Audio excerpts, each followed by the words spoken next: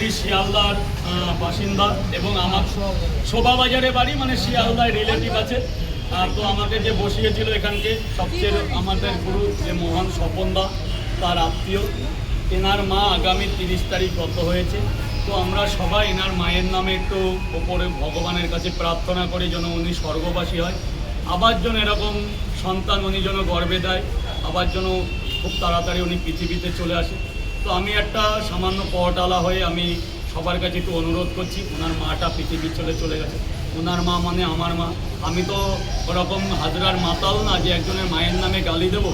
আজকে ওনার মা, একটা মা চলে যাওয়া মানে আমাদের, আমি সন্তান তো, মা চলে যাওয়া মানে পা থেকে মাটিটা সরে যাওয়া।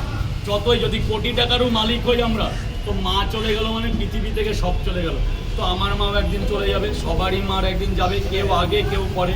তো আজকে দাদার মা পৃথিবীতে নেই, আমি একটা দুটো তিনটে সেকেন্ডের জন্য দাদার মায়ের জন্য একটু নিরাপত্তা পালন করি। আজকাল আমি একটা কথা বলতে চাই, যারা মাকে সম্মান করে না তারা মানুষের পর্যায়ে পড়ে।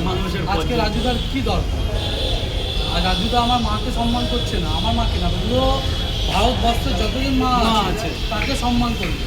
এটা দিয়ে আমি খুবই কৃতজ্ঞত রাজুদার, যে আর যারা হাজরায় থাকে সারা মানুষের পর্যায়ে পড়েই না, তার ব্যাপারে কোনো কথাই বলবো না। সে মানুষের পর্যায়ে পড়ে, সে পশুরও পর্যায়ে পড়ে, পশু তবু বকাল।